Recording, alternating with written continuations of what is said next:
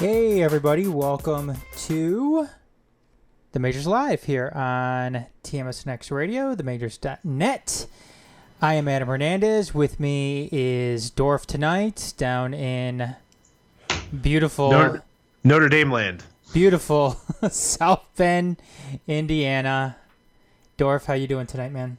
I think you were giving the city of South Bend too much credit. Am I? So ever since Mayor Pete, jumped to national politics, things have just been downhill since there. All of a sudden, everybody knows what South Bend is. Well, actually, I can't even claim that Mayor Pete was ever my mayor because the day he declared that he was running for president was actually the day I moved here. So he was never really my mayor.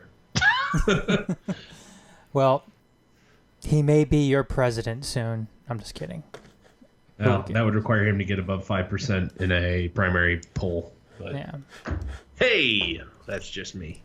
Yeah, he's gonna be good for the next one coming up in the fall. He'll, if a Democrat wins, he'll get a cabinet job, and then don't be surprised if he doesn't run again next time. So I don't think he'll get a cabinet job. I don't. Yeah. No, I don't think so. I think he'll. Well, we'll talk about that some other time. Yep. Wrong show. We do that some Tuesdays. Yes, we do. But I did want to get to the MLB Trade Deadline, though, Dorf. Very, very eventful. It was, and these are the ones people like, right? Lots of things happening, and it really kind of all started over the weekend when the New York Mets kind of came out of nowhere and got Marcus Stroman from the Toronto Blue Jays, and free. And that's I know the crazier part. Yeah, and I know, and Marcus Stroman is under club control for like another 3 seasons? I think it's only one. Is it 1 season? I thought it was more than that. I think it's more than that. Give me about 3 seconds, and I'll have an answer. I want to say it's like 3 more years because that was one of the caveats to the Mets going and getting Stroman, which I know a lot of people were like. One more. It's only one. Okay. Well, the thing is the Mets, and this is their logic behind it, because I know a lot of people are thinking, what the hell are the Mets doing? They aren't in contention this year, so why aren't they selling? Well, Mets front office believes that they are going to be in contention next season. So I thought I know it's the Mets, and I hate giving, I know anybody out there hates giving props to the Mets front office. I don't know. I kind of thought this was a savvy move, Dorf. I mean, essentially, because apparently, based on the comments that came out of the Blue Jays organization right after Stroman was dealt, whether he had worn out his welcome or the organization wasn't his biggest fan or some combination thereof, I don't see why that would have been the case, at least publicly. That it was goodbye and good riddance from the Blue Jays perspective, but the Mets got him for free essentially. If you look at it, I think it was 240, 40 on the 80-20 scale, future value guys, who weren't even in the top 20 of the Mets system, which is not great.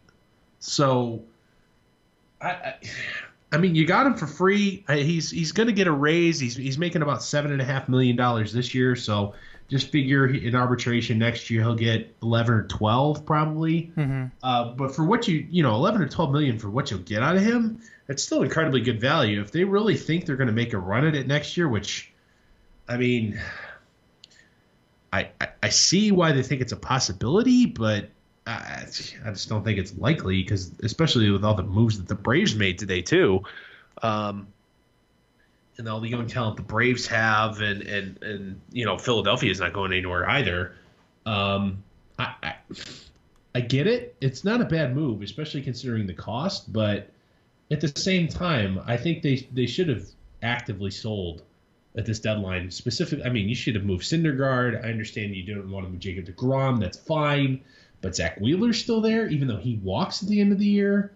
That's another one I just don't get. Why? I mean, you should have taken at 4:59 p.m. Eastern today. You should have taken some used chewing gum for Zach Wheeler. I know, and that was kind of the big surprises too. That nobody Well, that the Mets still had Zach Wheeler after the 4 p.m. deadline today. And I think you're right when it comes to Zach Wheeler. I mean, I could kind of understand them not trading Syndergaard. I could certainly understand them not trading DeGrom, especially if they want to put this Marcus Stroman strategy into full usage next year. I mean, they're still going to need those pieces. And I think maybe with the way that they're looking at this too, Dorf, is, you look at a team like the Braves, like you mentioned, and the Phillies. Now, you're not going to be able to wait them out necessarily because they're still very young. They're still very, very talented. All the Atlanta's talent doesn't cost any money. Yeah, yeah. So you can't wait for them to get old and have their window close. I think the Mets are thinking if we're going to do anything, we're going to have to try to go for it now. And what I mean by now, I mean next season. So I thought it was a savvy move. I understand that. I mean, they're not mathematically out, but they're essentially out this year. Oh yeah, they're out. But at the same time, I mean, you've got some exciting young offensive players. I mean, if you just look at their rotation, what it might maps out to be the rest of the year, it's going to be Syndergaard, Thor, DeGrom, Wheeler, and Steven Matz. Like, that's a fucking good rotation. Yeah, it's a very good rotation. I mean, it's now their bullpen is hot garbage. They score plenty of runs, but I mean, next year they'll have Yoenis Cespedes back, still under contract. Assuming his feet heal. You'll have Yoenis Cespedes back. I mean, Pete Alonso's a stud. Well, maybe that's the thing, Dorf. Maybe you sit here and you have these pieces coming back. You have a very nice rotation. Maybe you can just go and address some of the pitfalls that you have in the bullpen in this offseason. And they try. It's not like not for lack of effort that they didn't try and fix their bullpen. I mean, they grabbed Edwin Diaz in the offseason. Yeah, he's just been. I mean, outside of the home runs and earned run average, he's been fine. It's just if he's been hit by the home run bug this year. But unfortunately, closers are judged by whether or not they get the final 3 outs without giving up the lead, and he's done that. Not been successful at that this year. Mm-hmm. But the idea that Edwin Diaz is just toast as a pitcher is I think that's kind of premature. I think there's plenty of good reason that they held on to him at the deadline. He was also rumored to be potentially on the move because he's still young himself and a guy that would be part of a winning team. As soon as next year.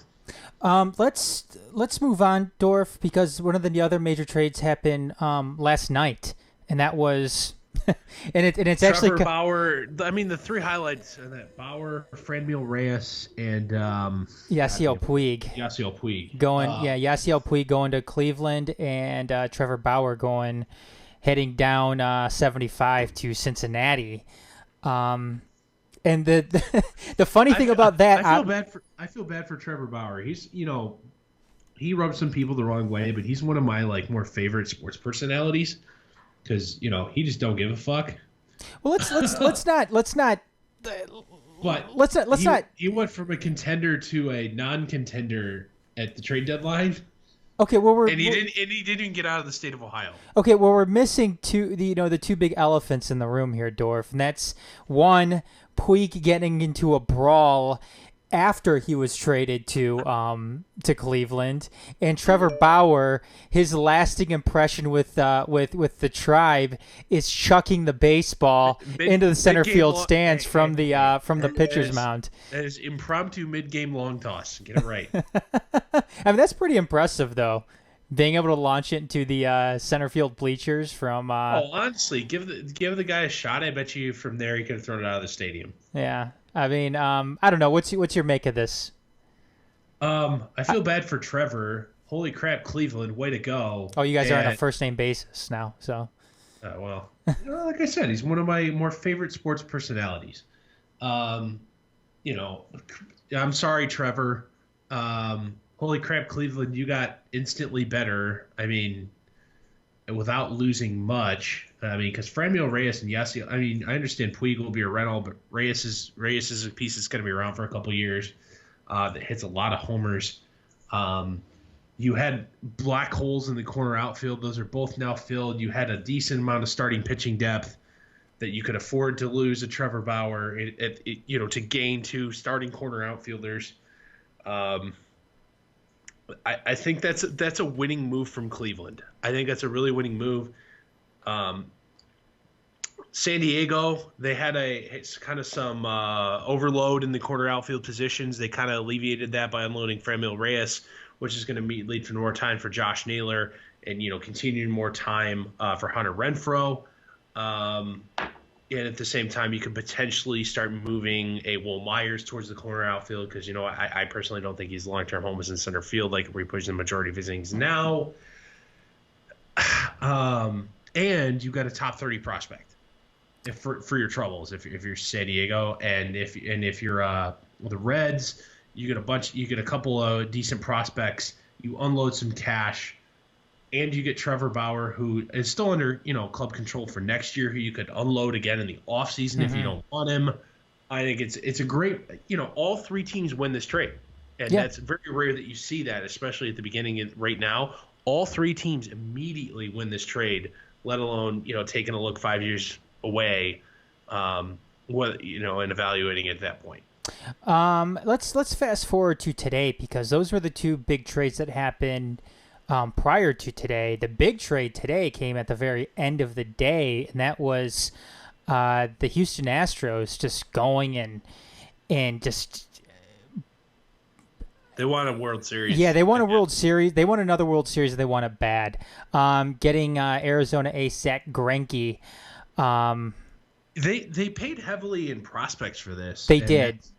But at the same time, I think $24 million is coming from Arizona to Houston as part of the trade, which makes essentially Zack Greinke a $18 million pitcher. Not only that, now Houston has the top 3 guys in whip. They have Verlander, Garrett Cole, and now Zack Greinke. And I mean that's just phenomenal. And the thing is, what all 3 of those guys have in common? What's that? They pitch deep into games and strike out a ton of people. Yeah, and you know what too? What makes this move just so much better, Dorf, is what the Yankees didn't do today. The Yankees didn't do really jack shit today. They weren't the ones that went out and got Marcus Stroman. Well, the AL East, I mean, outside of Toronto selling, the AL East didn't do shit today. No, I mean the Rays made a couple of moves here and there. Yeah, but they moved like, we moved 2 guys that we use as openers. Yeah, but shuttle up and down to the minors for pieces we may or may not use. I mean, they got Jesus Aguilar, who's had a really decent July, but overall this year's been terrible. Yeah, I mean, and I'm not, and I mean the big thing you had to look at here was what the Yankees didn't do today, and the Yankees didn't do anything. The Yankees didn't address their rotation. They didn't address the bullpen. They didn't do anything. The Yankees did jack shit today. Were the cost just too high, and are they banking on a couple guys to make it back before the end of the year? I really don't know. I don't think. Well, they certainly weren't expecting Houston to come out of nowhere and get Greinke from the Diamondbacks. Well, I mean, even if you look at like they're one of the regular trade partners in the Detroit Tigers. I mean, Matt Boyd was arguably on the market. A guy who strikes out a ton of guys, is a left-handed starter with years of club control. And, I mean, look what the Tigers are asking for Shane Green. It was rumored that when he was potentially on the move to the Nationals for their number 1 prospect and a consensus like top 25 guy in baseball. Yeah. And the Tigers held firm to that.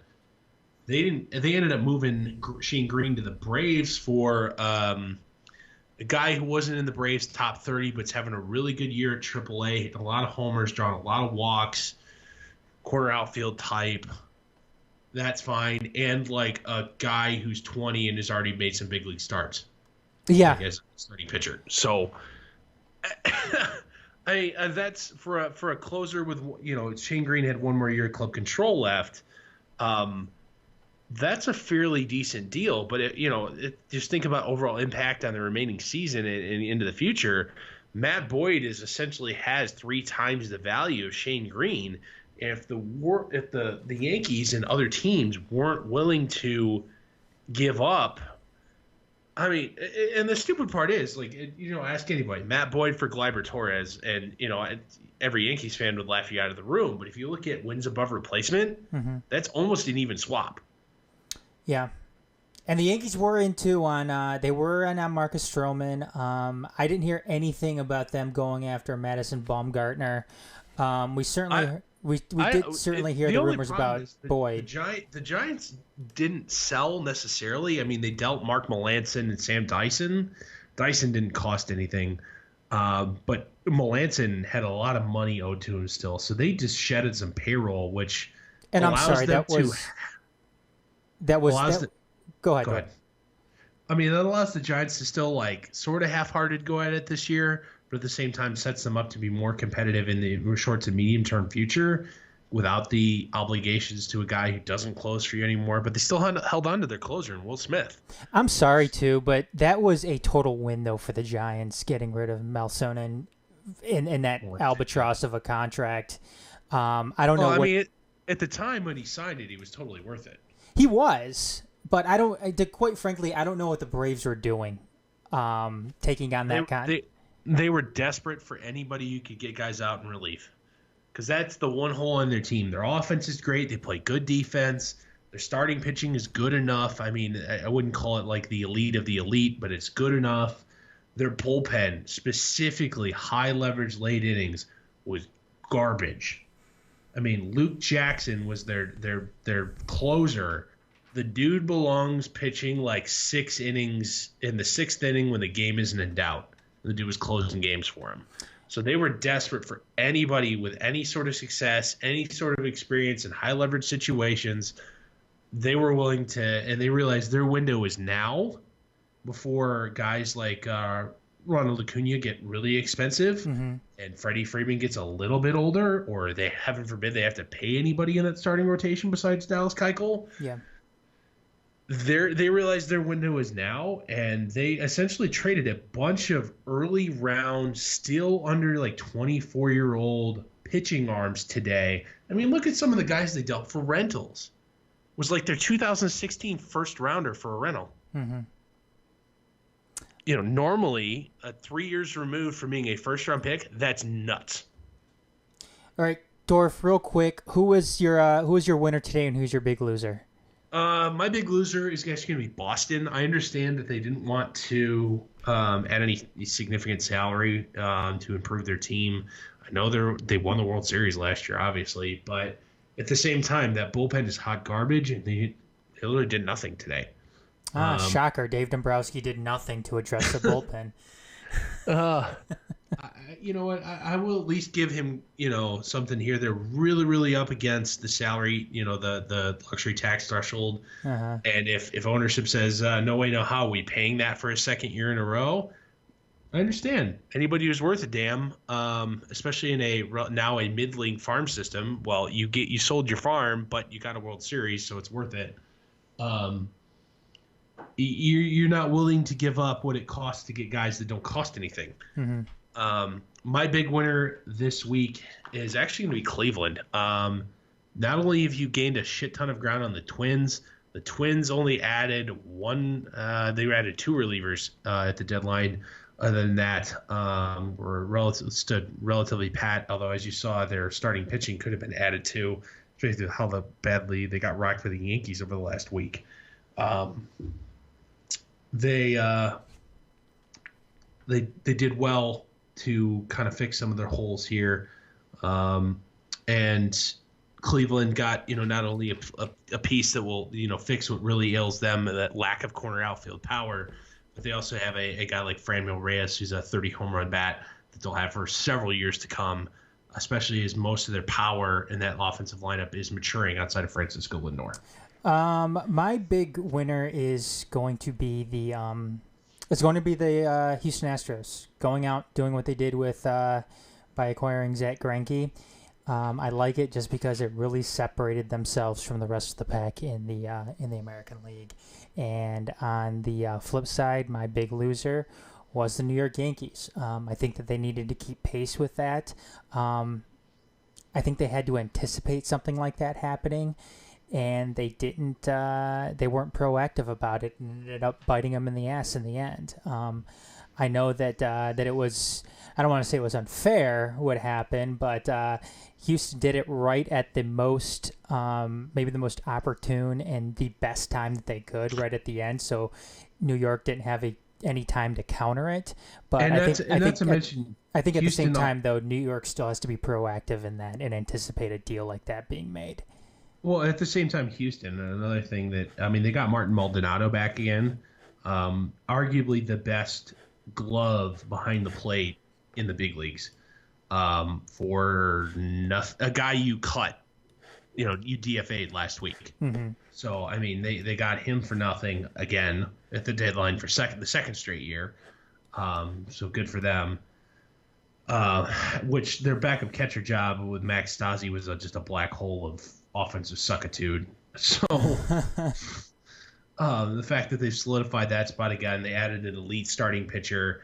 They still, don't have any problems slugging the damn ball. So I'm not worried. Houston, I mean, quite honestly, can you pencil in a Dodgers-Houston World Series? I mean, the Atlanta Braves may be able to challenge, and maybe the Yankees in the AL, but that's it. I think it's quite honestly, we can skip to the middle of October. Yeah, let's do it. Especially, well, I mean, we still have the non-waiver trade deadline to go, so who knows? No, the non-waiver. That's right. Yeah, it's gone. It's gone. Yeah, that's gone. That's right. This is it. Guys can no longer be traded under any circumstances the rest of the year. Plus, the 40-man rules for roster expansion here in September have gotten all jacked up this year too. You're only allowed to have 28 guys active at any given time. All right. Well, that's I guess that's the trade deadline in a nutshell. Definitely more eventful than another thing I want to say, good job by the Blue Jays. You unloaded anybody who had any sort of value. Realized that, we're not going to be ready to go for a couple of years, so we might as well get something here. So there you go. Well, I'm hoping the guy from Unwrapped Sports join us here shortly. In the meantime, let's go ahead and jump to our main topic of the night, Dorf. And I know we're planning on talking about this a little bit with Corbin from Unwrapped Sports. But that is, and it's something that happened a couple of weeks ago. We've been off for the past couple of weeks, and it was Dan Le Batard kind of starting things off with addressing what happened with Donald Trump and the squad, and talking about sending all four of them, telling them to go back to their own country and taking care of the problems there. Oh, never mind. I think we have our guest coming in. All right. Is this Corbin? Yeah, hey. Hey, Corbin, how you doing? This is Adam and Dorf of the Majors Live, and this is Corbin of Unwrapped Sports. How you doing, man? Hey guys, I'm good. How are you guys doing? We're doing good. I'm glad you can join us tonight. Thank you for coming on. Thanks for having me on. Yeah, and we were just getting into our main topic, which is politics and sports. Kind of harken back to those Dan Le Batard comments a couple of weeks ago on ESPN Radio, but. Before we kind of get into some of that other stuff, just tell us about Unwrapped Sports. What are you guys all about? Obviously, you guys do sports stuff, but give us a little background of what you guys do, where you're based, and what it's all about. Yeah, so we started up a little over 2 years ago. Started out as just NBA Unwrapped. Podcast between my friend Perry Asman and myself at first, just talking about basketball. We always talk about it between each other, and we get into debate, so we figured, okay, why not record it? Just see who's going to be right about stuff and who's going to be wrong. Mm-hmm. As we started to grow, our friend Christian McGowan was a former D1 athlete, played at Southeastern Louisiana, offensive tackle for them. He's really connected to football and knows people in the NFL, so we expanded to NFL Unwrapped. After that, we got into college football unwrapped. We have fantasy football unwrapped, and we also have UFC unwrapped, and we also have unwrappedsports.com website that you guys can go check out with a lot of different articles from our contributors, writing about everything from the sports that we have podcasts on to other ones like NASCAR, soccer, really any sport you can think of. We probably have at least a few articles on it. Mm-hmm. So we're just really excited by the growth that we've had over the past, really, especially over the past 6-7 months or so. And yeah, it's been really exciting, been really fun. Yeah, that's awesome. Where do you guys primarily broadcast? What are some of your platforms? Do you guys go live, or is it primarily recorded prior and then uploaded afterwards? Sorry, you cut out for a second. What was that? Oh, I was just saying, what are your main platforms? Are you guys on iTunes? Is it a web download from your website? What platform are you guys on? Yeah. So we upload to anchor.com, and then Anchor's a great platform if you guys use it or not. I'm not sure. They automatically upload you to a lot of different sites. We're on iTunes, obviously, Spotify. I'm trying to pull up all of them that we're on. Here we go. So we got Apple Podcasts, Google Podcasts, Spotify, Breaker, Pocket Casts, Radio Public, and then, of course, Anchor as well. So, yeah, that's what we use for our primary use of distribution. We use Audacity to record our podcast as well. It's been a great tool for us. We haven't had any issues with it. It's been fun growing. Awesome. Sure. What do you guys, when you guys talk about, like, take for instance basketball and football, do you guys focus on it from a national perspective, or you're based out of LA, right? Right. Yeah. So we try to focus on it from a national perspective. Obviously, us all being in LA, I'd be honest, it naturally gravitates towards more LA talk than any other team in particular. Mm-hmm. Obviously, it's also hard not to talk about LA, especially in basketball with what's happened with the Clippers and Lakers over this past year. But you also arguably have the best NL baseball team too. Yes, that as well. We don't have MLB Unwrapped yet. That's probably going to be the next sport we're going to grow into. But yeah, I mean, just being in LA, naturally, whether we were living in LA or somewhere else, I think LA would probably dominate the conversation no matter where we were.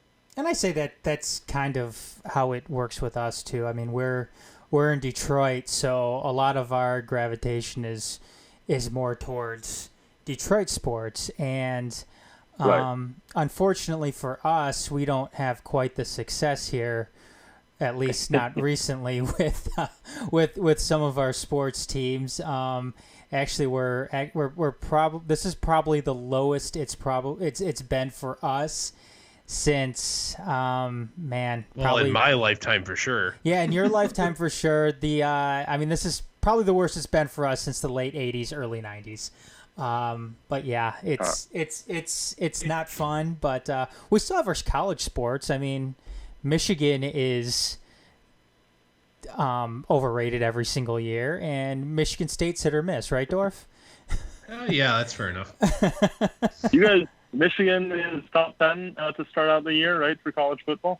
Oh, dude, there are every year, but that doesn't mean right. No, they always find some way. Yeah. I Corbin, just so you, I don't know if you quite know what that rivalry is like here. Dorf is a Michigan State fan, and I'm assuming it would be like a USC UCLA type of rivalry in Southern California, or from maybe a pro end, maybe the Dodgers Angels, or Clippers Lakers type of thing. Nah, Dodgers Giants, man. Dodgers Giants. Yeah, I mean, to be honest with you, especially Lakers Clippers. So I grew up as a Lakers fan, always have been, always will be. Mm-hmm. It definitely hurts with what happened with the Clippers being able to take Paul George and Kawhi Leonard, who at one point in time for each of them I thought was going to end up being on the Lakers. But the Clippers just haven't had this sustained success to where I feel like it's a real rivalry. Mm-hmm. And then with the Dodgers and Angels, they play, and one's in the National League, one's in the American League. They only play, 4 times each year, at least in the regular season. It's not. You're right when you say Dodgers-Giants is definitely the big rivalry for that. Well, let's get into some of that, especially from the basketball side of things, Corbin. I mean, it seems like, and it's surprising to say, but did the Kawhi Leonard, Paul George acquisitions by the Clippers overshadow what the Lakers were able to do with Anthony Davis and LeBron James? Because when that happened, and rightfully so, that was it was all the talk around the NBA. Obviously, the Lakers gave up a nice haul to New Orleans and Lonzo and Brandon Ingram and so on, but you have still two arguably the best players in the world in LeBron James and Anthony Davis teaming up. But then it just, the Kawhi Leonard thing happened and the Paul George thing happened, and I don't know, it just seems like it's kind of getting overshadowed. What is your make out of it? Right. Yeah, I think the Clippers offseason, look, they definitely had a better offseason than the Lakers. The Lakers already had one superstar on their team, whereas the Clippers were looking to get at least one and preferably two, which they ended up doing. The Lakers trading for Anthony Davis, I would argue that they gave up more than they needed to in order to get him. Mm-hmm. I understand as far as like with the salaries matching and stuff, you needed to offer certain players where it was going to end up being quite a bit, especially if you wanted to leave enough cap room open to try and get a third max player like Kawhi Leonard. But I think they definitely, especially with Anthony Davis's agent, Rich Paul, going out on Sports Illustrated, I believe it was like a day or two before he was traded to the Lakers, and reiterating that there's no way he is staying in Boston if he's traded there. Everyone viewed Boston as the biggest threat to the Lakers to be able to get Anthony Davis, but there were reports that came out after Anthony Davis was traded to the Lakers that the Celtics weren't even willing to trade Jason Tatum, who I would argue Jason Tatum, look, he didn't have as great of a second year as anyone, including myself, expected him to have. I thought he was a little bit overrated in terms of his value. Now, it all is just dependent on what David Griffin, the Pelicans president of basketball operations, thought about Jason Tatum and how much value he saw in him. But if they weren't even willing to offer that, if you're the Lakers and Rob Pelinka, you have to assume that with Rich Paul beating the drum constantly that he is not coming to the Celtics, you have to assume they're probably not going to be giving up their entire trove of assets for Anthony Davis. And I think that while obviously you want to get the best player available and whatever you need to do in order to get someone like Anthony Davis, I can't remember the last time that a player as good as Anthony Davis was traded. It's different than free agency. Obviously, there's been LeBron James, Kawhi Leonard, other star players that have left in free agency. But to have someone as good as Anthony Davis on the trade market, yeah, if you can go out and get someone who is arguably a top 5 player in the league, 26 years old, in his prime right now and probably will be for the next few years unless something happens injury-wise, you go out and get him. So although they gave up a little bit too much, in my opinion, for Anthony Davis, it was the right move. You had to make that. But after that happened, so for 10, 11 days before free agency started, the Lakers were all the talk in L.A. because the Clippers hadn't done anything. Yes, they still had cap room to go out and try to get 2 max-level players. Then when free agency opened and you saw all the different players coming off the board, Kevin Durant going to the Nets, Jimmy Butler going to Miami Heat, Al Horford going to the Sixers, it was players that I was under the opinion that Kawhi Leonard, I just didn't see him going to the Clippers without another star player coming with him. And as all these free agents, by the end of free agency, the end of the first day, pretty much every top max player player besides Kawhi Leonard was off the board. So I thought, okay, that's going to make it a lot more difficult for them to go out and get Kawhi Leonard because they need a second star with him. The trade that they made for Paul George, you do it in a heartbeat because on the surface of it, obviously all of those assets that you gave up for Paul George isn't worth it just for Paul George, but you can't look at it that way. You were essentially trading Shai Gilgeous-Alexander, trading Danilo Gallinari, trading all of those draft picks for Paul George and Kawhi Leonard. So you do that in a heartbeat. People talk about, oh, they mortgaged their future for this. Well, now their future is a lot brighter. And people talk about how their contracts are only guaranteed for the next 2 years. They very well could, but when they went through all this trouble to get to LA, and they're both from LA, I don't see why, unless this just went horribly, horribly wrong, I don't see why they would go anywhere else. So the Clippers had an incredible offseason. I think the Lakers had a really good offseason too. You could argue maybe second or third best offseason if you want to say the Nets had a better offseason than them. Because the Lakers, people look at them missing out on Kawhi Leonard as a failure. Not an outright failure. Obviously, it really hurts and it stings, but they recovered really nicely after that. I really like the Danny Green signing. Getting DeMarcus Cousins for around $3.5, $3.8 million is a very low-risk, high-reward signing, and they have a much better roster around LeBron James than they did last year for sure. And you can argue they even were able to keep their brightest young piece as well in Kyle Kuzma. They didn't. Yeah, depending on what you think of Brandon Ingram, I personally thought Kuzma had a brighter future, but you were able to do all of that and still hold on to him. I honestly, though, depending on like who you listen to the reports, there were some people that said if they gave up Kyle Kuzma, they could have kept one of, whether it be Ingram, Lonzo Ball, or the number 4 overall pick in the draft. Want those the assets over Kyle Kuzma, and it really isn't even close. Kyle Kuzma he's not 24 years old. He will be pretty soon. He's 2 years younger than Anthony Davis. Lonzo Ball's 20 years old. Brandon Ingram's 21. And the number 4 pick, I would have gone with Jarrett Culver over DeAndre Hunter if the Lakers had the pick. But regardless, all 3 of those players, and I want to focus on Ingram for this because I think Kuzma's a better player right now than Brandon Ingram. And I think that's not a definite answer, though. That's one that you could kind of swing either way. Yeah. Right. But on the flip side, Kuzma's 3 years older than Brandon Ingram. What's Brandon Ingram going to look like by the time he's 24? Granted that he stays healthy, the blood clot was definitely a concern. Everything that I've heard since then, though, is that it was not similar to Chris Bosh's situation. It was a structural thing where they did the surgery and fixed whatever they needed to so that it wouldn't happen again. Provided he stays healthy, Ingram is going to be such a better player than Kyle Kuzma by the time he's 24. But you could also argue, look, Kuzma is probably a better fit next to LeBron James than Brandon Ingram because Kuzma doesn't need the ball in his hands as much as Brandon Ingram. But still, with what Ingram provides defensively as well, I would much rather want him. Garber, what are some of your biggest concerns for the Lakers heading into next season?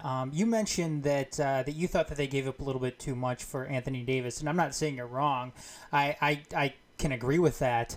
But is it some aspects with the bench, or what are your thoughts too about LeBron James playing the point next year? Are they going to miss some of what he can ultimately do up front and underneath the net and driving to the net, so on and so forth? What are some of your bigger concerns for the Lakers though? Yeah, I think first off with the LeBron James playing the point, he's essentially always been the point guard on offense no matter where he's been, whether it's been even with the Cavaliers with Kyrie Irving.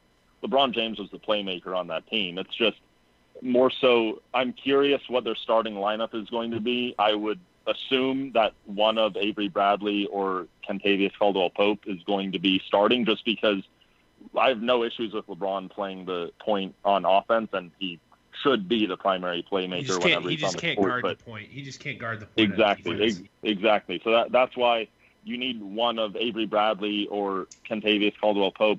Danny Green could guard the opposing team's point guard, but Danny Green's a really good defensive player. I believe he's finished top 5 or so in real plus minus of all shooting guards for the past few years. Defensively, he is really good, but he's a much better wing defender than he is an on-ball point guard defender. I still think he'd be good guarding the other team's point guard, but you're not getting the most out of him that you could. Avery Bradley and Kentavious Caldwell-Pope both have their own concerns. KCP didn't shoot the ball well last year from 3. Can't really switch on to more physical defenders. He's 6'5", maybe 190 pounds, and he does not like to be physical at all. Avery Bradley's only 6'2", but he actually plays a little bit more physical than Kentavious Caldwell-Pope.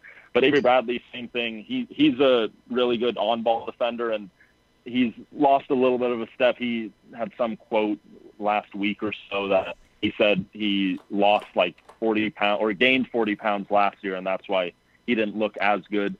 I think he might have been exaggerating a little bit on that. But look, if he can get back to even close to what he looked like when he was with the Celtics, that's a huge win for the Lakers, and he's someone who would be a big asset for them. So with LeBron James playing the point, no concern with that offensively. I think LeBron's going to have the most assists that he's ever averaged in his career. It's just defensively, you need to have someone guard the point guard, whether it be KCP, Avery Bradley. I'm a big fan of Alex Caruso as well. I think he should be getting more playing time than Quinn Cook, and especially more than Rajon Rondo. I don't think Rondo should be on the court at all.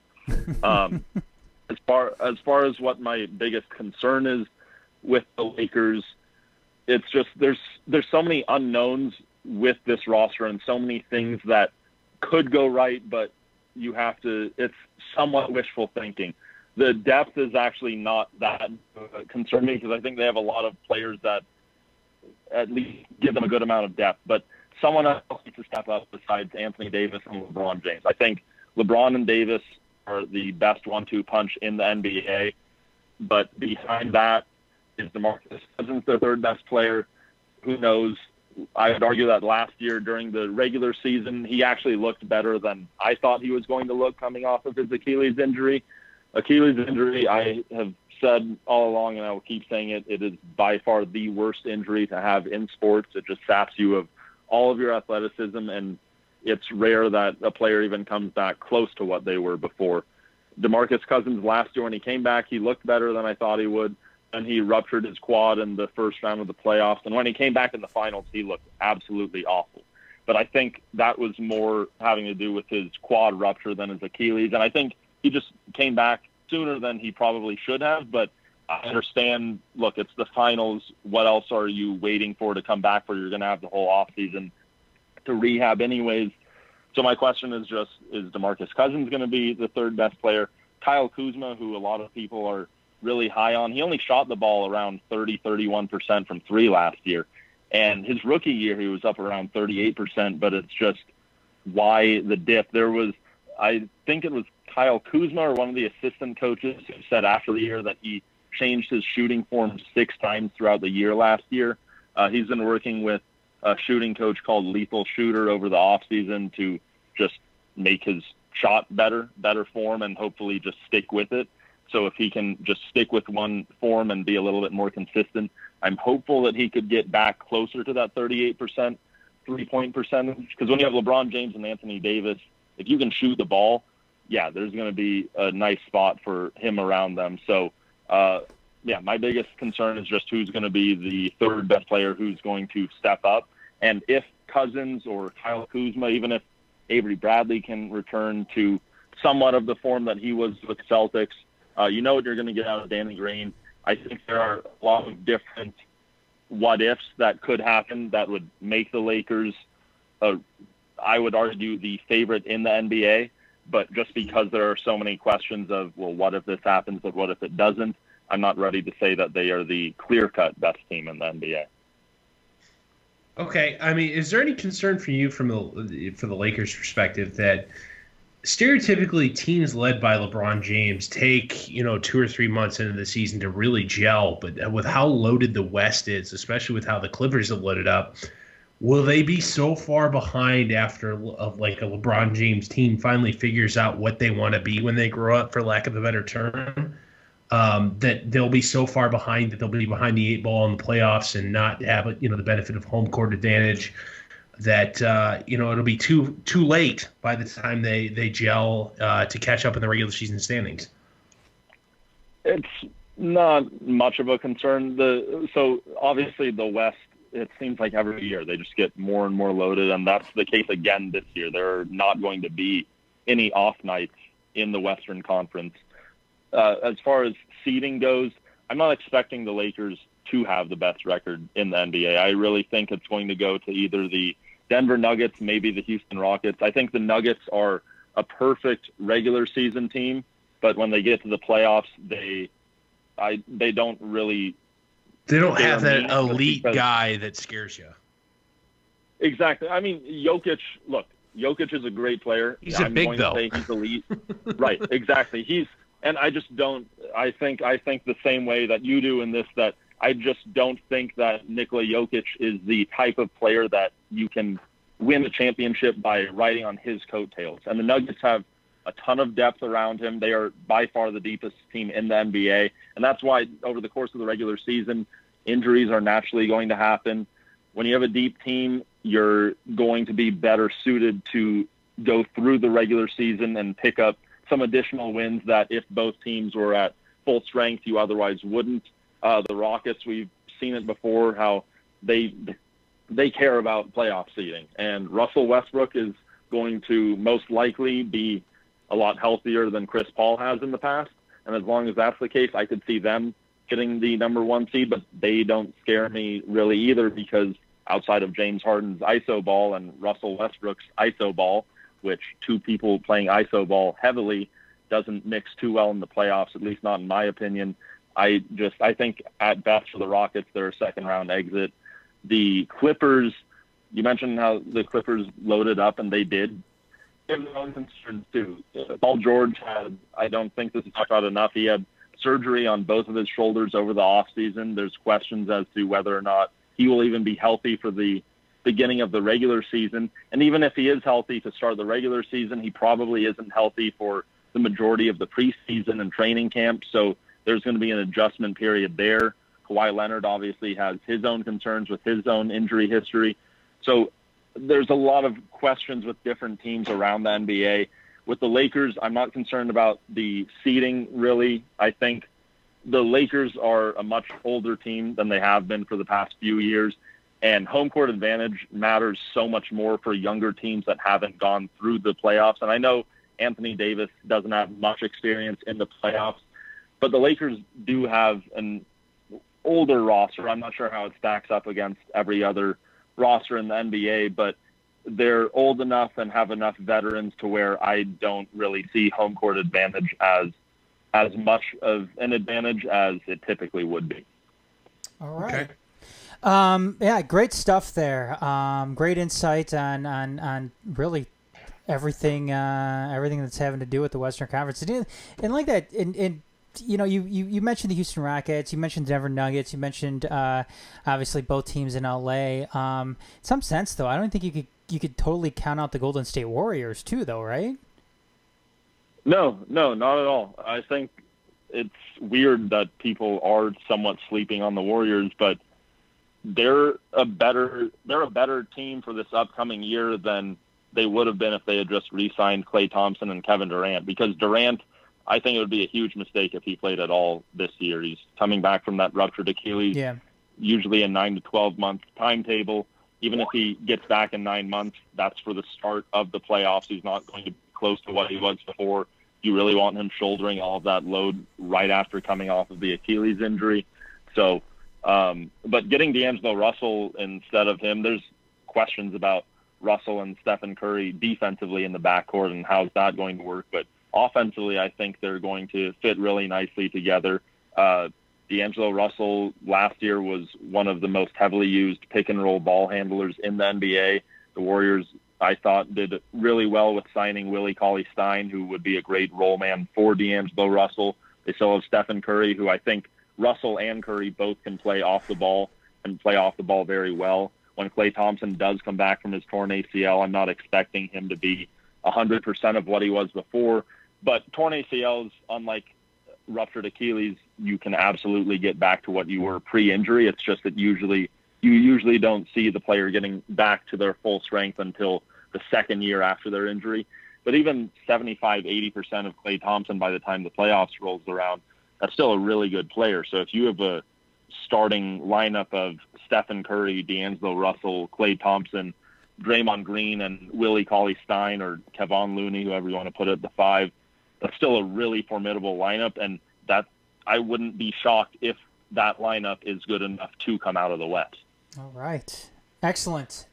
Well, we're sitting here in August, starts tomorrow, so we just have a few more months till basketball season gets going. Obviously, you're probably more excited. Unfortunately. Yeah, you're probably more excited about it than we are here in Michigan, but that's okay. I mean, the Pistons should still be a playoff team in the East, right? Yeah, and get knocked out the first round like they did last year. So, but hey, they didn't get knocked out in the first round; they got annihilated. Yeah, they got. I mean, those games, all 4 games against the Milwaukee Bucks were over in the first quarter. Well, when Blake Griffin came back in Game 4, that was kind of close for like the first half, but that was about it. Corbin, though, before we let you go, Dorf and I are going to get into this in just a little bit, but obviously there's a big political divide here in the country right now, and Dan Le Batard brought it up a couple of weeks ago on a show on ESPN Radio. How do you guys treat sports and politics over at Unwrapped Sports? Because Dorf and I here on the majors, we really don't care. We do care, but we don't care about really almost what other people think as far as talking politics, whether it has to do with sports or not. Dorf and I will go and talk about politics really all day long if we could. We do a show too on another website that deals with politics. But when it comes to sports in politics, when it comes to Dan Le Batard's comments a couple of weeks ago, and when it comes to Colin Kaepernick and everything that is going on continually with him, or the Women's World Cup, do you guys try to stay away from political issues as they, can relate to sports, or is it free range? Do you guys talk about it if you feel like you have to talk about it?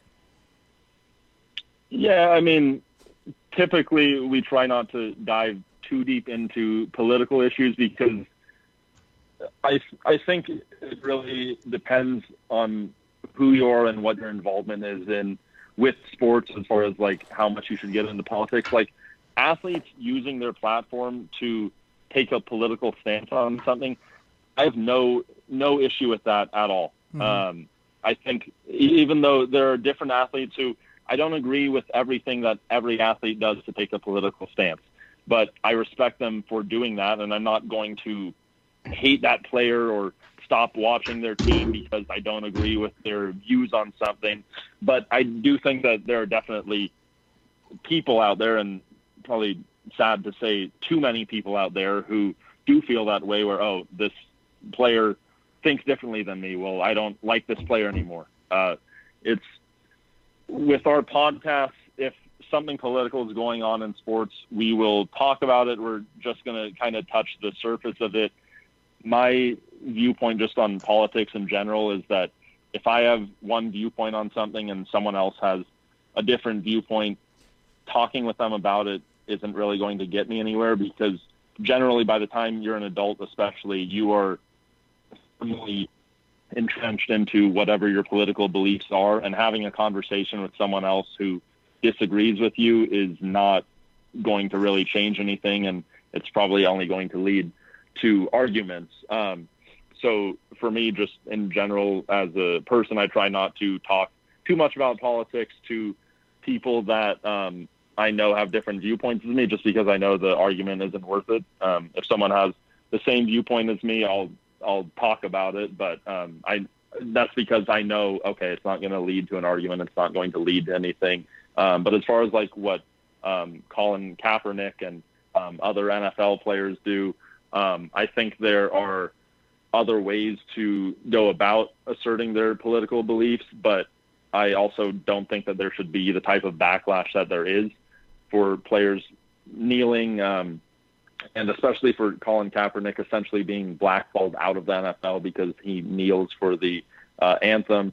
And I guess what some people view it as like it's disrespectful to the flag and to the people who have fought for our country. But I know that Colin Kaepernick is not trying to disrespect those people. It's just people kind of take it and spin it their own way. One last thing, and that's and great points there, Corbin. But how do you think? Because the NBA is probably the most player-driven league in the United States right now, and obviously there's a lot of you can drop the probably from that statement. Yeah, it is. Yeah, it is. I mean, even with some of the coaches too. I mean, some of the coaches are big personalities, big names, who aren't afraid to voice their opinions. And I'm talking like a Steve Kerr, a Greg Popovich, even Stan Van Gundy when he had a coaching job with the Pistons last. Right. He wasn't afraid to voice it out. And then there's the players too. LeBron James is one of them that is a big voice when it comes to that sort of thing. Do you think that the NBA has been maybe on the lucky end of this as it relates to the NFL, who have in some ways, well, not in some ways, who have seen their ratings drop, perhaps because of what has happened with a guy like Colin Kaepernick and just the whole, the NFL's handling of the whole thing? Yeah, well, with the NBA, so like with the kneeling during the national anthem, I mean, the NBA has the national anthem for each game too, but it's in the collective bargaining agreement that all players have to stand for the national anthem, whereas in the NFL, there is no such language in the CBA. So, and that was put into effect well before Colin Kaepernick started kneeling. So really, if anything, I think the NBA kind of just lucked into that, because there's a ton of different players in the NFL, NBA, MLB, any different league that are active about their political views and trying to instill change, but for different reasons, the kneeling at the national anthem is the one that gets the most attention. And that's primarily because, at least before Colin Kaepernick was kneeling, before every NFL game, they would televise the national anthem. And that is the biggest platform for NFL players to be able to show what their views are. Now there's different telecasts have kind of gone away from showing the entire national anthem because of all of the outrage that's come up, and because obviously the drop in ratings. So yeah, I mean, the NBA, they accidentally, I guess, kind of dodged the bullet with that. But I think the NBA, it gives their players all the power to go ahead and do whatever they want, make whatever remarks they want to make, as long as they're not directly saying something derogatory or something about someone else. The other thing is that obviously with the NBA, teams are made up of between 13 to 15 players, whereas the NFL, there's 53 different players. And if you're not the starting quarterback of an NFL team, and even if you are, as we saw with Colin Kaepernick, you're still replaceable unless you are someone like, I mean, maybe one of the top quarterbacks in the NFL, whereas NBA, there's just so much power given to each player, especially if you're a good player, because you are not nearly as replaceable. There aren't as many other players on your team.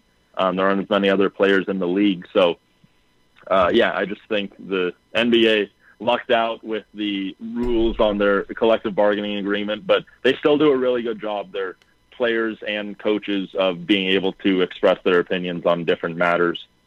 I agree. I totally agree with you. Anyways, though, Corbin, you've said it all.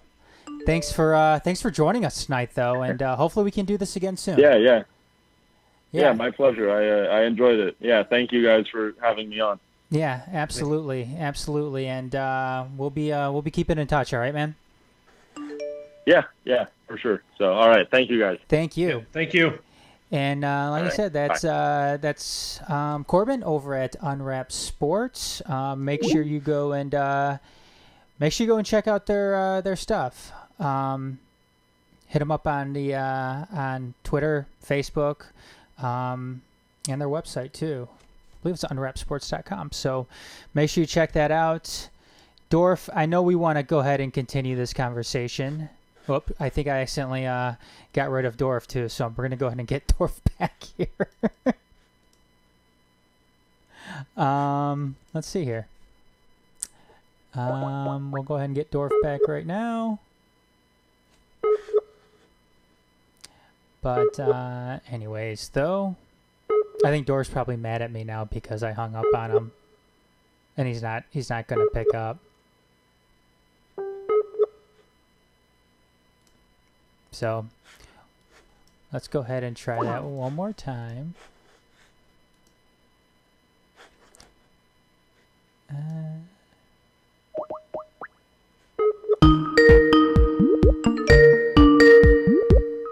It looks like he's trying to call me now, so.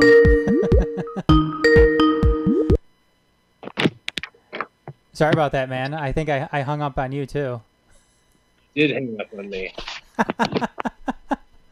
I thought you weren't answering because you were mad at me for hanging up on you. No, I was trying to. It's just there was no way to answer it. And actually, call me back because you're actually on my phone now instead of the computer. So hang on. Call me back. Oh my God. Amateur hour. Amateur hour. That's us though. Whatever. Let me see here.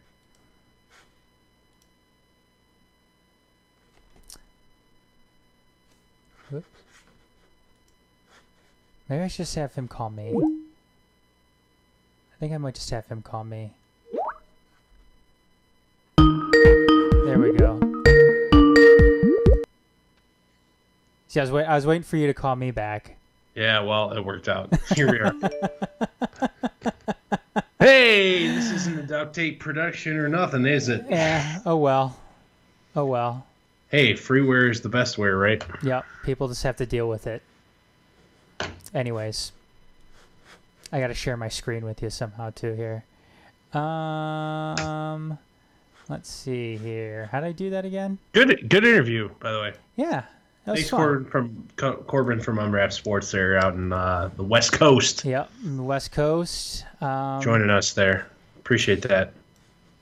Yeah, Another guy we need to have on that we've had a previous guest before is Chris Peterson from Cheesehead TV there, do NFL stuff with him before the beginning of the year. We need to do that again with him. Yeah, definitely. I will definitely get in touch with him and see what we can get going. But Dorf, let's go ahead and continue this conversation a little bit about politics and sports before we kind of get into the final stretch of things here on episode 331 of the Majors Live. And I know Corbin said that they will talk about it from time to time. I know you and I have no problems. Oh, we've gone 12 rounds multiple times. addressing political issues in the past. We've done the flag. We've done Colin Shut Kaepernick. Up and Dribble. Yeah, Shut Up and Dribble. Yeah. And here we are with another one. Even though it wasn't as recent as this week, it was recent within the last month. And like I was saying prior, Dan Le Batard addressed basically ESPN's hands-off policy when it comes to no politics when you're doing a sports show, a sports ball show. And let me see if I can get his comments going here right now. So just give me a second here. I've got it if you want it. No, I got it right here. Okay. So what happened last night, this felt un-American, what happened last night, okay?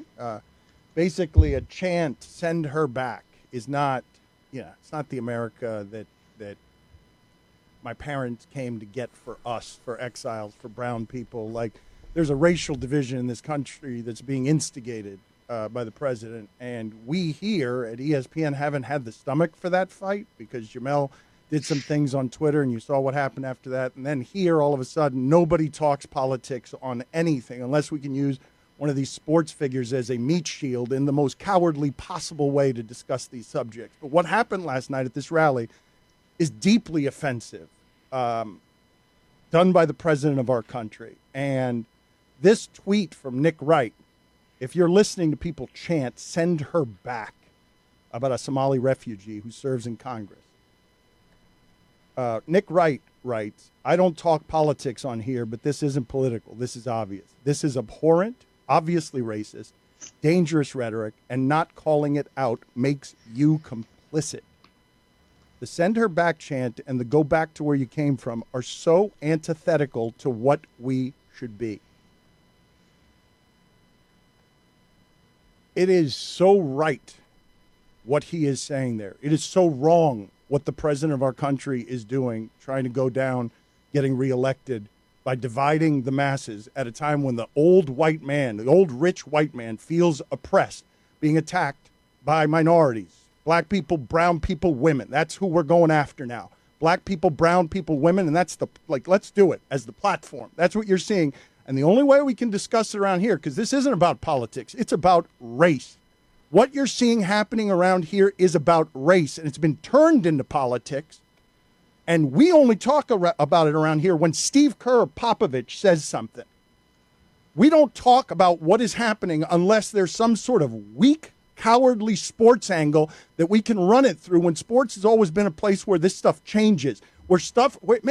Muhammad Ali was fighting for this stuff in the 60s. The Bill Russell and Jim Brown are really old. Kareem Abdul-Jabbar is old. These people who were fighting, the most powerful among us in sports, who were fighting in the civil rights era for things, atrocities happening to black people that we're still paying for now in a country where this is our greatest sin. What has happened to minorities in this country? They're old and dying. Jim Brown walks with a cane, man. He walks with a cane. He's going to go to the grave without having seen change. He's going to go to the grave with Colin Kaepernick still out of the league. Literally blackballed. Because we're taking this stuff and making it about the flag when it's not about the flag. It's about race, like burning a cross and saying it's about God. This isn't about the flag. This is deeply offensive to me as somebody whose parents made all the sacrifices to get to this country. Send her back. How are you any more American than her? You're more privileged. You're whiter. You're richer. But people don't know whether your money's real or not. You've had every privilege afforded to you by America. Every privilege. And now what you do with that power is you go after brown people and black people and minorities. And around here, we won't talk about it. We won't talk about it unless Russell Wilson is saying something about it on his Instagram page. Then we have the power to run with it. Weak-ass shield. It is antithetical to what we should be. And if you're not calling it abhorrent, obviously racist, dangerous rhetoric.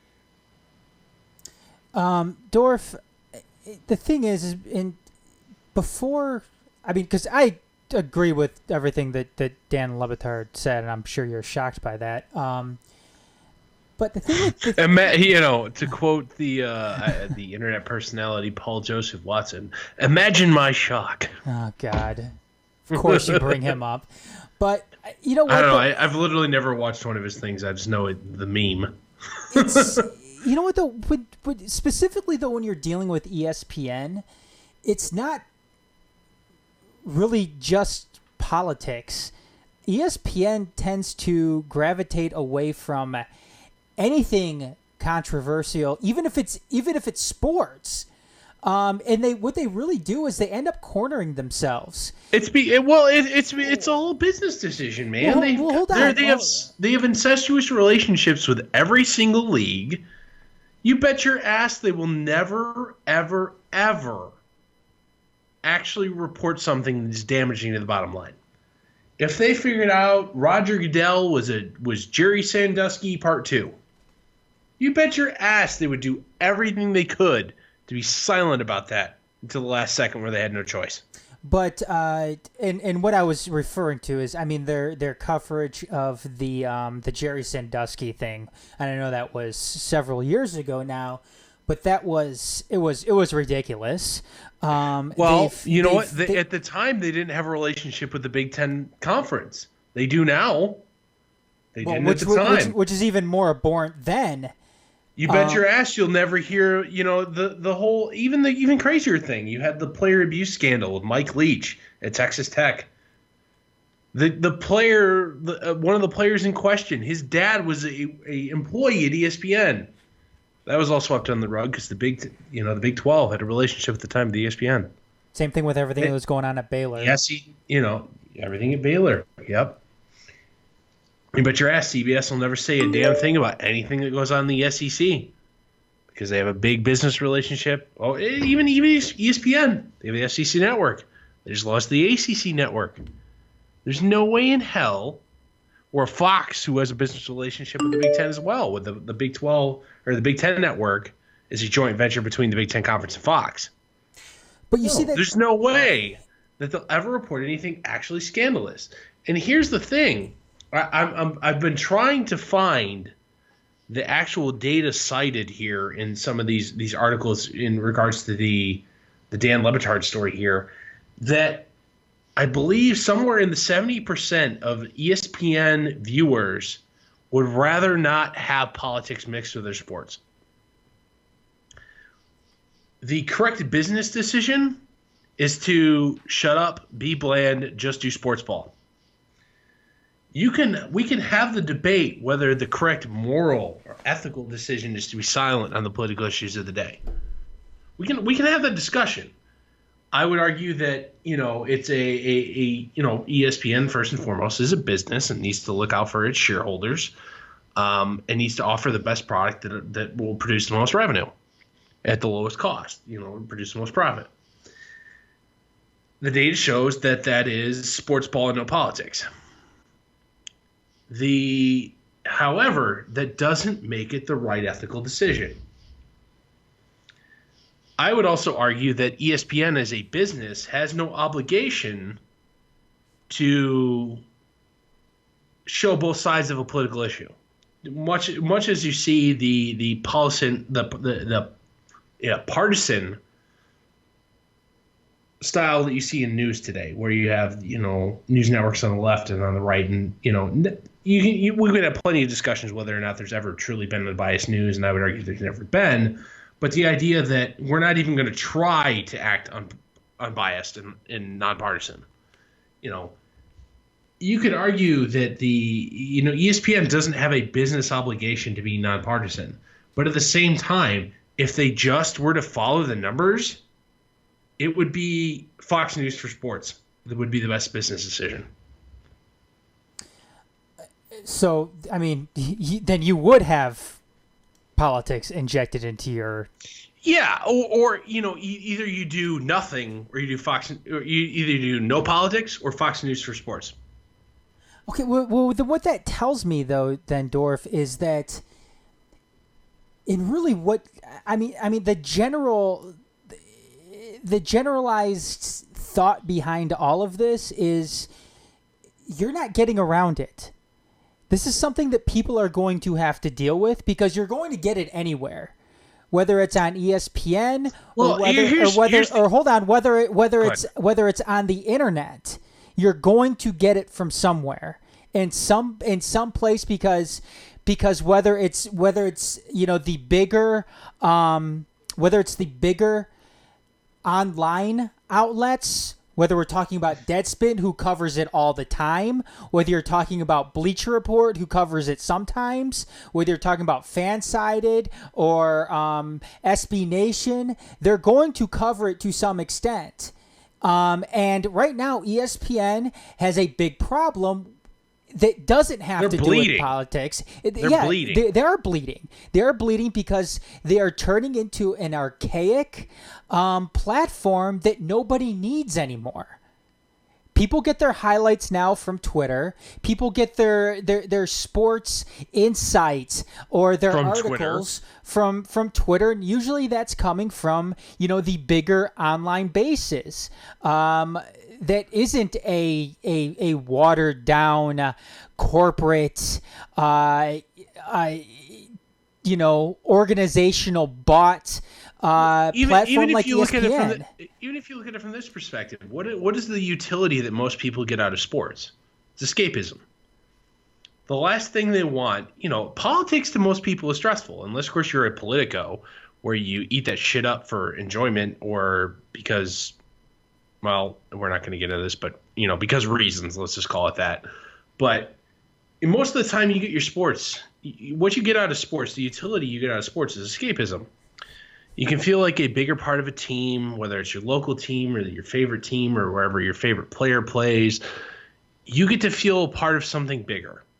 And whether the team is good, bad, or otherwise, you get escapism from the trials and tribulations of real life. When all of a sudden that subject matter creep of politics creeps into that, there is a there is a significant portion of people who consume sports and sports content for the escapism that will be immediately turned off. Whether that's a good ethical decision to then avoid the topic, we can have that show, and I think we've had that show. And I know we come out on different sides on that, but there's no denying that the best decision is to go back to original ESPN where it was sports, no politics. The thing is, though, Dorf, is... Well, hang on. One more thing. Okay. Especially, that business decision is especially true and especially smart with the relationships that they have with the individual leagues and conferences in college, because especially with how badly ESPN is overpaid for broadcast rights, well, Fox as well, CBS too, how badly they've overpaid for broadcast rights, both the conference and the television networks have a vested business interest in keeping things non-controversial. Okay. In order to do that, you got to ban politics. Okay, if that's the case, then Dorf, then something that ESPN, what they're best suited probably to do, is to get rid of the personalities, because the person. Oh yeah, they made the big mistake. They chased Roger Ailes, love him or hate him, pioneered the whole personality-based broadcast, whether it's politics, sports, or otherwise. Well, the thing is, people tune in to watch Sean Hannity. People tune in to at the time, like Stuart Scott and Kenny Mayne and Dan Patrick, even still to this day. But at the same time, if you don't have that wokeness, they tried being woke, whether it was Michael Smith and Jamel Hill and others. They tried that. If they actually looked at the data ahead of time from their major consumer market, they realized going woke was a bad business decision. Well, hold on, Dorf. You can't have your cake and eat it too. Then Correct. You're going to have to go straight ESPN news in between sports broadcasts, or you sit here and you change things up. Well, people Hold on. You let guys like Dan Le Batard go. You let them have at it and address these issues, because you know what? And I've mentioned this before.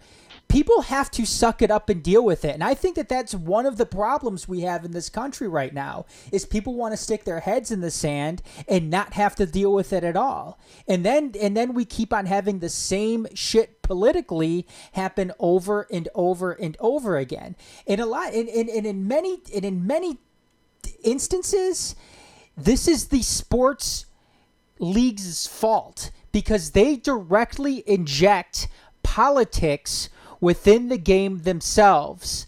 And Arian Foster did an excellent interview with Tomi Lahren of Fox News, and I can play it. you want me to play? Sorry. As someone who identifies as right of center, but Tomi Lahren makes me gag. Well, this is what Arian Foster said. Well, I'll read the two quotes here.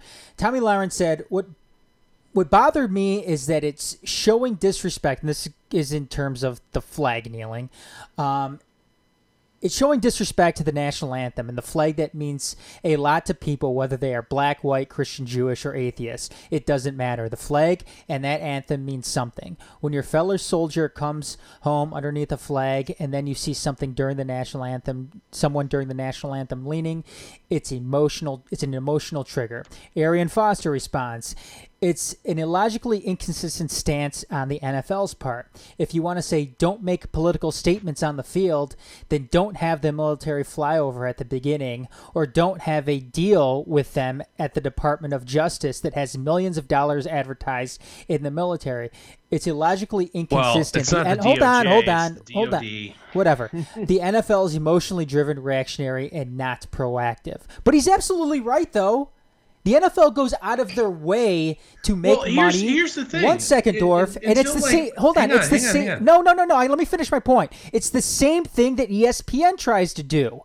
They try to not inject themselves, into it politically, but then go and have all of these personalities on there that just want them to stick to sports, and that's it. And it doesn't matter necessarily too if an athlete goes and be political about it. But then you have the NFL doing almost the same exact thing. Let's go ahead and take money from the Department of Defense and pretend like we're all about the troops and everything, have these military flyovers and the national anthem, when it's been absolutely, and Corbett said it himself when he was on, and I totally agree with him.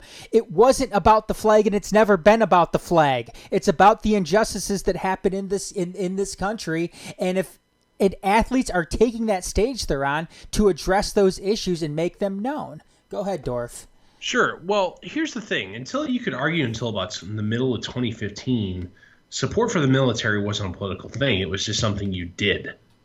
You could argue outside of the fringes of both the right and the left, that was a universal American value, was for support for the military, at least at the time until mid-2015. Now, support for, unabridged, salute to service patriotism is now a political issue, whereas until 4 years ago it wasn't. Any sports league or any sort of large institution is inherently a conservative in a academic definition institution. Mm-hmm. It wants to conserve the status quo because the status quo is inherently profitable, which also means it's slow to react, slow to move, slow to change. The NFL, the salute to service was entirely a business decision, especially when it started. They didn't just do that because, it's the right thing to do. No, it's because we can throw camo on sports uniforms and sell it for money, and we'll give like $20,000 to, some veterans charity at some point, and we'll act, all, high and mighty, and we'll not only make some money at the time, but we'll look good. The NFL didn't do that for altruistic reasons. They never did. Neither did any other sports league, whether it's, I'm unabashedly, I buy the Memorial Day hat for the Detroit Tigers every year. Have for going on, I think I have 7 of them. Ever since the MLB actually started doing special edition Memorial Day hats, I think I own all of them. Yeah, but do you do that, though, just because you're a big-time supporter in the military, or just do it because you like the hat? I think the hat looks cool. Okay. It has nothing to do with the military sport because I know damn well the $40-ish I spend on that, about zero will end up in the hands of anybody related to the Department of Defense. Mm-hmm. I just think they're cool. But, here's the thing. Dan Le Batard isn't wrong morally. He feels that he's provided the platform. The profit incentive is against what he wants to do, but at the same time, I can't argue he's morally wrong. The only thing is, he works for a corporation. The goal of a corporation still, despite people disagreeing on this definition, is to maximize profit for the shareholders of the company, is to maximize profits. If you were to follow the pure data on that, it wouldn't necessarily be mega sports, but at the same time, it would be apolitical sports highlights. Would arguably, based on the data, be the best course of action. What data are you referencing? I tried finding it. I can't find it. It's been cited a bunch of places. I can't find the original source. I will fully admit that to you. Then again, I only tried very briefly. However, based on the variety of citations on it, I believe it's real. ESPN, 70-something% of their viewers would like sports without politics. Based on that alone, it's not a very small majority. That is a vast majority when it comes to data, would prefer their sports without politics. ESPN, I understand why everybody tried to go, quote, woke in the relatively, 2015, 2014 and on, because that was you could argue the business consultant, media consultant group that you saw around the industry argued that all the young people, which is the largest demographic of media consumers in America, are all woke, so you should cater to them. You saw that in both business, political coverage, and sports. However, I think that was a very poor misinterpretation of data, and that was never really truly the case. ESPN chased that trend. It bit them in the ass. As you saw, they've lost, 10, 20 million subscribers, including myself. I am a cord cutter. I don't have cable. I don't have television at all. Yeah, but did you do that though because of?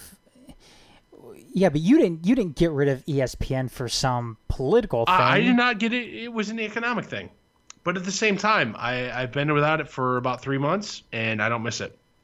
Okay, not one bit. But you do not miss it because of what it does or doesn't do. You just don't miss it because you can get whatever you got from ESPN for free elsewhere. You could argue for several years prior, I didn't watch ESPN for anything other than live like college football. Yeah. And that's all. I mean, until I see the data myself, I believe wholeheartedly that this isn't a political thing necessarily. What this is ESPN's shortcomings have more to do with bad product than politics. Bad product, and just an evolving media landscape. When when we're talking, Twitter, when we're talking, the online outlets and so on and so forth. Well, how do you fix ESPN? I mean, how do you get them back to being cutting edge? Because at the same time, you're never going to be able to beat Twitter or the equivalent on expediency. So how do you provide value-added service to your customer, your viewer, if you're ESPN? You need to be extra entertaining, where people are willing to wait for their highlights, their analysis, their hot takes until the bottom of the next hour from ESPN rather than getting it from somebody on the internet. Data shows the best way is to be apolitical but entertaining. How do you do that? I don't think ESPN's figured it out. I don't have the answer either. But at the same time, what they've tried very obviously hasn't worked either. The 6 at 6 with Michael Smith and Jamil Hill was an absolute ratings disaster. I watched it once. Once is a terribly small sample size. I thought it unwatchable. And it was aptly nicknamed Woke Center. You know what though?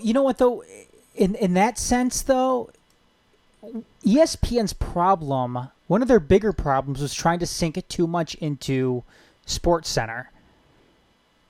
SportsCenter is archaic. SportsCenter is especially in the social media era. SportsCenter was a great it was the best until Twitter was the thing. Yeah. And it's not anymore. And the inherent conservative nature of establishment organizations being as such, sports media is no different. They're slow to change, slow to react, slow to adapt. Mm-hmm. They are behind the times, roughly 2 to 3 years, where the coveted demographic of the 24 to or 25 to 54 demographic doesn't watch ESPN, and they're doing whatever they can do in an attempt to capture that. They tried Woke Center, it's backfired. Woke Center. You've never heard that term before? No. Oh, okay. I can't claim to I think that's a Clay Travis thing. I think he was the one that coined that. But they tried Woke Center, which is what, a lot of, media consultants want with, the young generation is woke. They value leftist politics. That's something that's inherently valuable to them. Pander to that, and, business success is just around the corner. Well, that's what you saw was peddled in the business and advertising sector from like 2012 to present day as being the reality of the situation. Well, it's wrong. That's the unfortunate part. That it turns out that's what people thought. That's been incorrect, largely incorrect. It's very true for a very small percentage of the millennial population. You could argue less than 10%. However, the idea that you pander to the silent majority, which was you could argue the core ESPN audience from the founding to 2012, the silent majority was the major consumer of ESPN. That's not the case anymore. However, since then, so much has changed about the media landscape where every fringe sports fandom, sports minority, whether you want your sports with politics or you don't, or you just want, Yankees coverage or something like that, those people, the amount of specialty sites that cater to everybody's specific niche, where they can get their fill, they can get their escapism, they can get that utility out of them, everybody's little niche hole is filled. ESPN, unfortunately, as a macro producer of content, needs to try and do the most good for the most people they can to get the most eyeballs, to get the most ad dollars. They're based on the data alone and not, relying on any sort of industry expertise or anything like that or old classical wisdom. They're not following. They haven't been at least following what the data shows to be true, which is bland, apolitical content is the most profitable thing, which would attract the largest, widest, most profitable audience. They didn't pursue that for a while, and I think they realized the error of their ways, and they corrected that. And I think Dan Le Batard was being a rebel. It's like, you know what? I'm a passionate political person. This is who I am. You pay me to be a personality. This is who I am. To take this away from me ruins my show. I want to do this anyway, regardless of the data. And it's a classic labor versus management struggle, whereas the data shows that, most likely the macro data shows that apoliticalness is better. However, what draws people to Dan Le Batard, I don't know that I've seen any data on that. It may be his political takes. I quite honestly, I've never really consumed his content. I know he's from South Florida. I know he's got his dad, who's I believe first generation Cuban. I may be wrong there. Who's a regular on his show. He's really done political topics for a long time. That may be part of his shtick. That may be what draws people to him. That may be true in a relatively micro sense. However, in a macro sense, apolitical sports content is what will make ESPN profitable and what will turn them around in the long term. I think if that's the case, then, like I alluded to earlier, you can't talk out of both sides of your mouth. It's not going to. You have to try to do that as a business, though. That's the profitable. The attempt at ultimately though, it's not going to last because ESPN, as we've seen, is still not successful. They're they're not.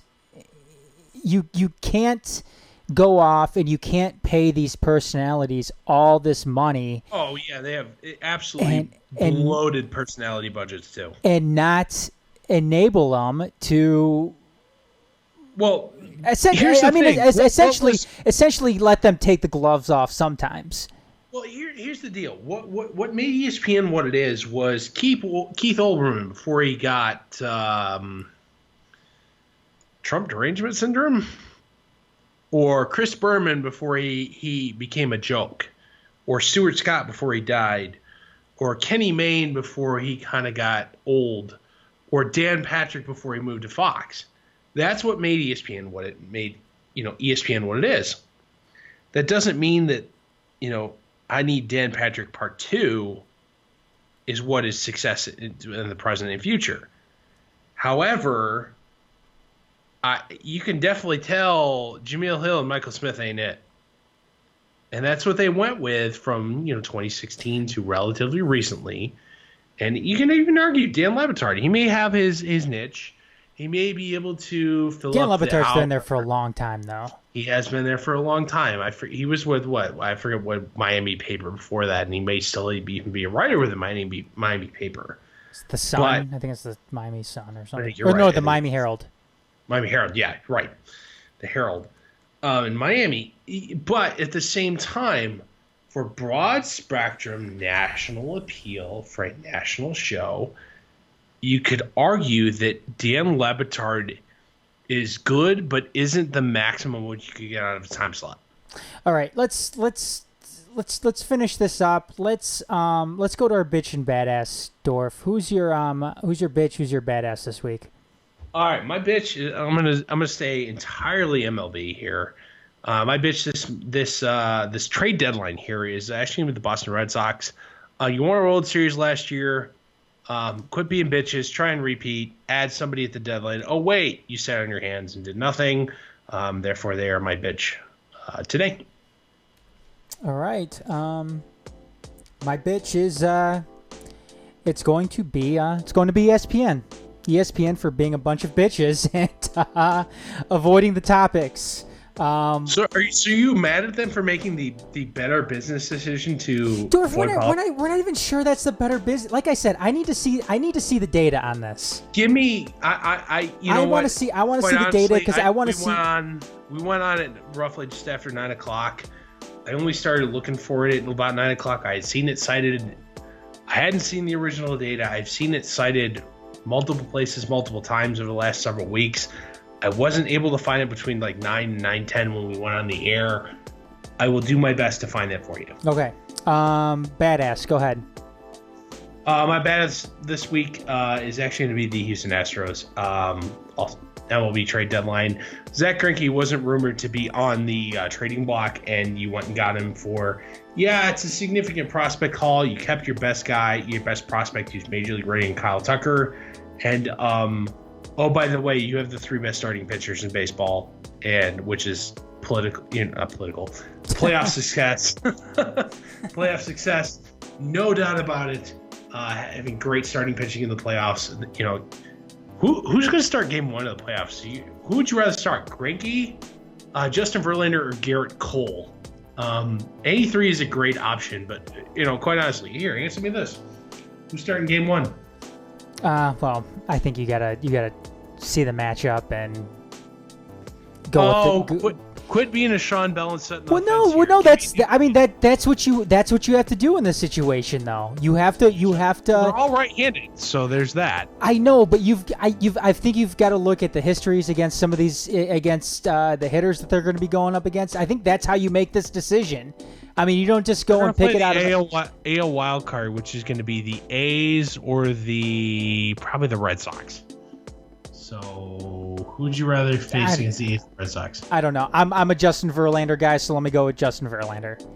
He's probably, because he's a veteran, he's probably going to get Game 1. Yep.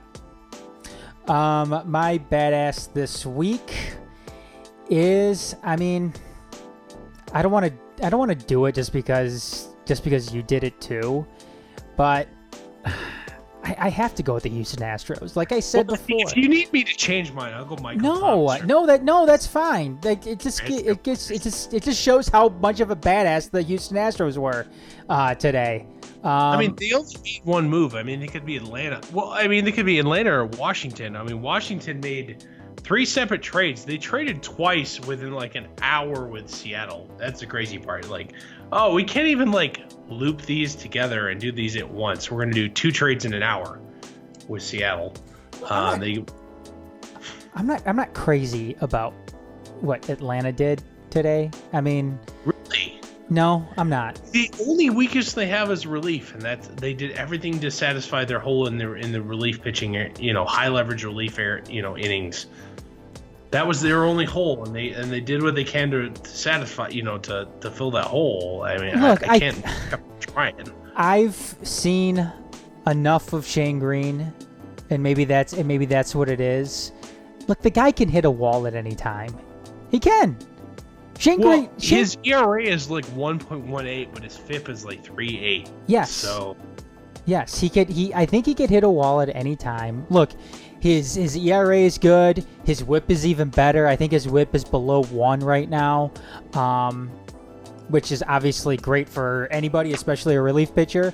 Especially a relief pitcher. Yeah, I just think the guy can hit a wall. He wasn't great last season. He's not one of those guys I think you fear coming out of the pen. I'm sorry. However, okay, here's from this perspective. Is he better than Luke Jackson? Yeah. No, Absolutely. Don't get me wrong. The Braves. However, here from this perspective, do you trust Shane Green, who's never closed a playoff game, to close a playoff game? And that's the thing. Dorf. Well, Shane Green had ERA over 5 last year. That's one of the things, actually. Who knows? But you know what? I mean, at the same time, though, who else was out there for them? I mean, they got Mark Melancon, Chris Martin. And I think the Mark Melancon thing was awful. I didn't like that at all. Quite honestly, I have no idea what Mark Melancon's numbers are like or performance is like this year at all, so I can't comment on that. But the Chris Martin trade, I think they gave up kind of a lot for a 33-year-old middle reliever. Yeah. I mean, that's my best assessment.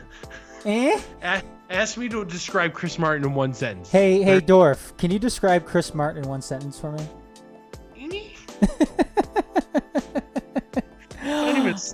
It's not even a sentence. It's just a vocal expression. It's not even meh. It's All right, real quick here, we're gonna go ahead and get to a few news stories before we close it out tonight. Obviously, the big one, the big headline of the day was the Houston Astros going out and getting Zack Greinke, which we've talked about. Jason Stark too was quick to point out the Houston Astros now owning the top three whip MLB. Yeah, the top 3 whips in the MLB with Justin Verlander at a .81. We've got Zack Greinke. By the way, .81, that's insane. Yeah. And right behind that is Zack Greinke at .94, and then Garrett Cole at 1 flat. 1 flat. And I'm sorry, they're not top 3, they're top 5. Justin Verlander at 1, Zack Greinke at number 2, and then Garrett Cole at number 5. Who's 3 and 4? I don't know, but that's how Jason Stark listed it. So, and he said, there you go. Game 1, 2, and 3 starters. But you know what? Detroit had something very, very similar in 2013 or 2014, excuse me, when they had Verlander, Price, and Max Scherzer. True. And it didn't even make the playoffs. No, in 2014 they made the playoffs. They got swept by they got swept by the Baltimore Orioles. Yeah, the Manny Machado-less and Chris Davis when he was good Baltimore Orioles. By the way, have you seen what Chris Davis has done like the last week? What's that? He struck on like 12 or 15 at bats. Yeah. he had a good 1 week run where Chris Davis is he's back. Historically awful. Oh, he's had a good couple weeks. Oh, he's historically awful. Oh no, he suck again. Dorf, the New York Knicks did something totally New York Knickish of them. The New York Knicks almost did the most New York Knicks thing imaginable if they made 2 big offseason signings. Speculation out there was Dolan and friends were ready to bring back Carmelo Anthony if they made that big splash, because it has always seemed to work in some sense or another with Melo in the lineup. So Carmelo's done, man. If the Knicks would have gotten Kyrie Irving and Kevin Durant, then they would have gone out and signed Carmelo Anthony too. Enjoy that team playing absolutely zero defense. Yep. Next up, International Crime Syndicate FIFA is looking to relocate their headquarters out of Switzerland, according to the New York Times. They didn't say where do they want to put it? They didn't say crime syndicate. We said crime syndicate. With countries, I'm not even going to fight you on that description. No. Right now, Deadspin is guessing that countries are going to be lining up in an Amazon-type bidding war for the right to host the legalized mob. I mean, can you see that, though? Can you see that? I doubt they'll ever release Switzerland. Switzerland, famous for its neutrality, and a couple years ago allowed, Interpol to raid their different offices for corruption. Mm-hmm. They're probably trying to find a puppet regime to, I hate to say it, but like the Congo or something, maybe. Oh, jeez. Where, we can get away with murder. And we will. That's kind of the deal they're looking for. Well, that's the next thing that that FIFA's gonna partake in. They're gonna partake in murder. Well, I can't wait for the documentaries like 5 years after to come out about like how the World Cup ended up in Qatar. Well, who was whacked, who got paid off. I can't wait for that to actually be firmly confirmed. Well, I guess since you brought that up, Dorf, I guess they've been taking part in indirect murder, from the migrants and everything that are working over there that have died working on those stadiums. England, the Indian and Bangladesh migrants who work in Qatar working on the World Cup facilities. That's been a well-known tragedy for several years, and that's just it's sickening, but no one cares because it's Qatar and it's Qatar and it's English. God, they haven't been English in forever. Indian and Bangladeshi, migrant workers that nobody cares about. Yeah, it's unfortunate. Sick world we live in. Michael Thomas got paid today, Dorf. According to ESPN, reached an agreement with the New Orleans Saints on a 5-year extension worth up to $100 million. $100 million, 61 guaranteed. Good for Michael Thomas. Is he that great? Is it market value? Debatably. Is it a wise business decision for the Saints? Probably, because as soon as Drew Brees retires, they're going to draft another QB, and which means they're going to spend nothing on him. I fully expect Drew Brees to retire at the end of the season. That being said, they can afford to splurge on a player like Michael Thomas or Cameron Jordan or other players like that, or Alvin Kamara once he finally gets paid. Mm-hmm. With that in mind, they're more than able to spend buku bucks on skill position talent now without having to, long-term give it to the quarterback position. That's a fine business decision. However, is Michael Thomas a $100 million wide receiver? No. Is he like a $70 million wide receiver? Probably. I just don't think he's a $100 million guy. Last up, Dorf. Like it or not, esports is here to stay. Esports is throwing around crazy amounts of money right now. For instance, oh god, what was it? Was it the StarCraft championship? No, the Fortnite World Cup, which took place at Arthur Ashe Stadium, which hosts the U.S. Open in tennis. $30 million in prize money was handed out to the winner. I think took home $3.5 million. Yep. Meanwhile, Dorf. Stan Kroenke, who owns the LA Rams, Denver Nuggets, Colorado Avalanche, and the Arsenal out of the English Premier League. Really? I forgot he owned all that. Yep. The dude owns 4 sports ball teams. Yep. Insane. He is forking over $30.25 million to acquire a departing team slot in the League of Legends Championship Series. He's a little late on that as a, you know, I don't want to call myself incredibly in touch with the esports scene, but casually. League of Legends is already peaked and it's over the hill. Whether or not you can find the next big esports thing is, I mean, League of Legends at this point is almost 10 years old. I mean, I know for a fact, like, friends of mine in my freshman year of college were playing that, and it was already, you know, old freeware at that point. Well, 10 years ago in 2009. I mean, whether or not, you know, I mean, you spent $30 million, but $30 million to Stan Kroenke is chump change. That's like, you know, spending $20. You and I spending $20. He probably had that in his penny loafers. So, or he could be Floyd Mayweather, and he's got a bro carrying that in a briefcase. Yeah. Anyways, though, what my point is overall that it's entirely a business thing. Most people buy sports teams because they're fans and they want a toy. I think entirely Stan Kroenke's investment in the esports thing is entirely a business decision. Yeah, I don't think Stan Kroenke really gives two shits about video games. Oh, like, does he even know what the video games is? I doubt it. No, I'm sure his financial advisor, or one of his many financial advisors, just came up to him and said, "Hey, you know what? We got a great profit opportunity here. Yeah. Like, it'll cost $30 million, and you'll probably make like 80. Like, you want in? Yeah, sure. Why not? Yeah, let's do it." Anyways, that's gonna do it this week, though, for the Majors Live. He's Dorf. I'm Adam. I want to give a huge thanks to Corbin over at Unwrapped Sports for joining us tonight and talking a little NBA. Good name, by the way. Great name, by the way. Yeah. Way to get on that before anybody else did. But again, big thanks to them, and make sure you check them out on the web, unwrappedsports.com. And we'll be back next week. So for Dorf, Sean somewhere, I'm Adam. Bye for now, everybody.